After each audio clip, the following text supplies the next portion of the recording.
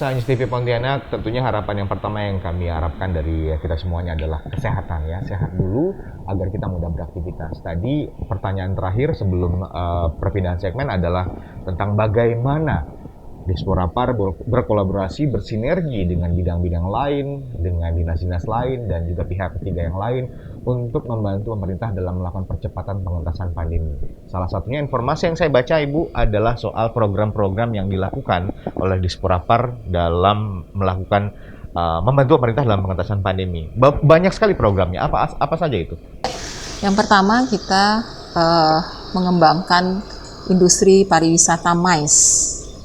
Nah, jadi industri pariwisata MICE atau pertemuan itu, selama ini kan di hotel itu mereka membuat paket-paket pertemuan itu hanya secara offline kan sebelum pandemi. Iya, betul. Nah, pada waktu itu kita bersama pemuda-pemuda se-Kalimantan Barat yang pada waktu itu diikutin oleh 400 pemuda secara offline. Nah, itu tadi sebenarnya pandemi ini membuat kita pintar ketika kita ingin belajar dari pandemi. Apa yang tidak dipikirkan pada saat sebelum pandemi akan dilakukan. Buktinya pada waktu sebelum pandemi pelaksanaan talk show pemuda inspiratif itu hanya dihadiri oleh 200 orang. Nah, ini hampir 500 yang bisa hadir. Dengan tadi kita mendorong PHRI perhotelan untuk memaksa mereka untuk beradaptasi dengan membuat paket meeting dengan industri pariwisata MICE secara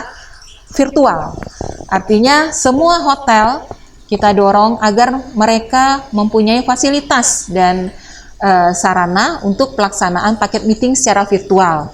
Nah, itu pada waktu itu kita laksanakan, ada 10 hotel yang kita ajak kerjasama untuk pelaksanaan peningkatan di industri MICE tersebut. Nah, alhamdulillah ternyata mereka bisa untuk melakukannya dan belajar. Setelah itu silahkan untuk menjual paket-paket meeting seperti itu dalam rangka pandemi. Nah, kemudian untuk pelaksanaan wisata kemanusiaan yang kami cetuskan ialah bagaimana kita bisa mendorong agar seluruh penggiat pariwisata dan pelaku ekonomi kreatif dipastikan sudah melaksanakan vaksin. Nah, terutama di setiap destinasi wisata yang ada di Kalimantan Barat. Nah, alhamdulillah pada waktu itu kita mendapatkan penghargaan bahwa kita salah satu perangkat daerah yang mendorong stakeholder dan masyarakat dalam pelaksanaan vaksin. Begitu juga untuk para pemuda dan untuk para atlet yang kita dahulukan waktu itu mau berangkat ke PON dan Paralimpik. Nah, setelahnya memang selalu kita bekerja sama tentunya dengan stakeholder terkait untuk melaksanakan wisata kemanusiaannya. Dan wisata kemanusiaan bukan hanya vaksin, tetapi juga kita melakukan donor darah di tempat destinasi wisata.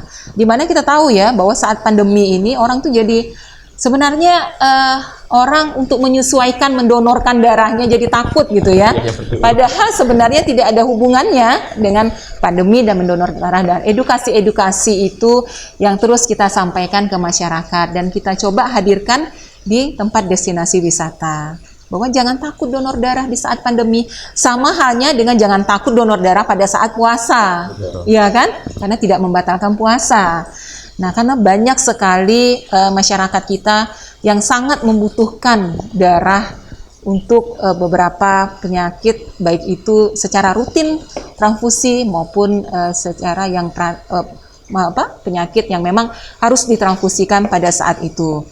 Nah, kemudian kita melaksanakan pembagian masker se-Kalimantan Barat yang ikut sertakan para pemuda di Kalimantan Barat, mengajak para pemuda, kemudian dengan generasi pesona Indonesia, kemudian penggiat pariwisata dan ekonomi kreatif yang kita ajak untuk turun bersama-sama membagikan masker secara virtual karena diikuti se-kabupaten kota se-Kalimantan Barat. Saya selalu menyampaikan kalau di Dinas Pariwisata ini kan putra-putri pariwisata yang mereka tergabung di dalam Genpar, generasi pesona Indonesia dan generasi putra-putri pariwisata. Saya selalu menyampaikan kepada putri pariwisata yang ada bahwa saat ini seorang putri, seorang princess tidak hanya berjalan di atas catwalk dan memakai mahkota, tetapi dia harus berbuat sesuatu dan selalu peka terhadap apa yang kejadian yang ada nih di masyarakat. Ya memang dia harus menyampaikan promosi pariwisata, harus menyampaikan dan harus menjadi brand dari pariwisata itu sendiri. Tetapi dia juga harus peka ini terhadap lingkungan di sekitarnya, apa yang terjadinya. Mereka saya ajak untuk turun ke lapangan semua. Ya silahkan tetap pakai mahkotanya. Nah, jadi kita membuka wajah baru seorang putri itu, putri yang sebenarnya itu seperti apa. Oke, ternyata banyak sekali program yang sudah dijalankan dan ternyata ini menjadi terobosan juga seperti yang Ibu katakan tadi bahwa pandemi justru membuat kita lebih kreatif lagi, lebih pintar lagi untuk memanfaatkan keadaan. Bu, saya terus jangan lupa Mas Gali kan ikut kontribusi langsung, terlibat langsung Gebiar Ekonomi Kreatif Virtual yang kita adakan di Desember 2020. Dan itu menjadi 2020 Desember 2020. Nah, itu kita membuka penjualan. Nah, tadi saya bilang justru di saat pandemi ini kita menjadi lebih banyak ya. Bukan hanya yang ikutin itu bukan hanya di Kalimantan Barat, di Indonesia, tapi juga para duta besar juga ikut hadir pada saat itu. Iya. Dan kenapa kita akhirnya menggunakan bilingual? Menggunakan bilingual. Iya, karena para dubes hadir pada saat itu dan alhamdulillah menjadi acuan. Saya diminta presentasi oleh Kemenparekraf dalam pelaksanaan itu menjadi salah satu agenda event yang pertama kali dilaksanakan secara hybrid. Yaitu di Kalbar. Menariknya bahwa ini ternyata menjadi salah satu wujud komunikasi baru untuk mempromosikan pariwisata tanpa mungkin karena kita tidak bisa terjun langsung pada saat ini. Jadi melalui agenda virtual, sosial media dimanfaatkan dan ini berjalan dengan baik, Bu. Berjalan dengan baik, banyak sekali penjualan pada waktu itu kan. Kita kan dengan pameran 17 subsektor ekonomi kreatif dan kita bekerja sama dengan Dekranasda Kalimantan Barat pada waktu itu. Ini wajar jika dicontoh dan akhirnya menjadi bahan evaluasi ya dan akhirnya disebarkan kemana-mana. Kita mengemasnya dengan proper sekali dan menyampaikan pesan-pesan yang benar-benar sesuai dengan apa yang kita inginkan. Yang jelas membawa acaranya keren pada waktu itu ya. Oke, Bu, ini saya sempat baca soal masalah berita tentang bangkitkan pariwisata lewat promosi di Diaspora Kalbar luncurkan ITIK. ITIK itu apa? Iya, ITIK adalah Electronic Tourism Informasi Center. Ini menarik. Kok dirilis atau diluncurkan bulan? Iya, barusan 2 minggu yang lalu. April ini berarti? Bulan Maret. Bulan Maret ya? Iya, bulan Maret. Ya, jadi dirilis salah satu dari pengembangan Mbak Kepo. Setelah kita sukses dengan virtual tour yang ada di Si Kepo. Nah, jadi Mbak Kepo itu ada adik-adiknya. Ada Si Kepo, ada Kibaskan Dewiku untuk desa wisata. Ada saudara-saudaranya. Ada saudara-saudaranya yang mana desa wisata mendapatkan langsung disampaikan oleh Pak Menteri datang ke Kalimantan Barat dalam rangka prestasi desa wisata di Kalimantan Barat. Nah, termasuk peluncuran kalender event, next level kalender event. Karena kita sudah bukan kalender event biasa, kita menggunakan teknologi augmented realistis, yang mana kita bukan hanya bisa membaca dari kalender event itu, tapi kita juga bisa mengupload dan melihat video di dalam buku kalender event tersebut. Nah, keterkaitan dengan ITIK tadi, di mana kita terus harus mempromosikan pariwisata yang ada di Kalimantan Barat. Sebelumnya banyak sekali mungkin TIC yang ada secara offline, tapi kan saat pandemi ini kan nggak mungkin orang untuk datang ke TIC tersebut. Nah, makanya kita coba berinovasi dalam rangka pelaksanaan secara online atau secara elektronik. Dan sangat mudah sekali, kita cukup memindai.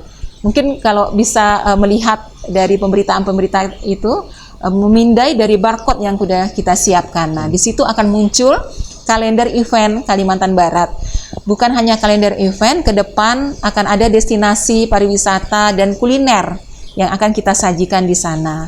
Itu kemarin di launching di bandara, yang diharapkan juga kita tempel di kursi-kursi taksi, sehingga para supir taksi kemarin kita edukasi agar selalu menyampaikan kepada penumpang untuk memindai logo tersebut.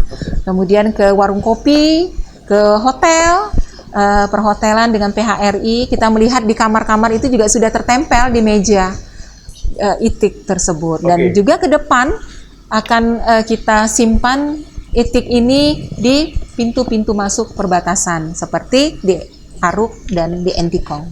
Berarti salah satu metode promosinya dijalankan dengan titik ini. Iya.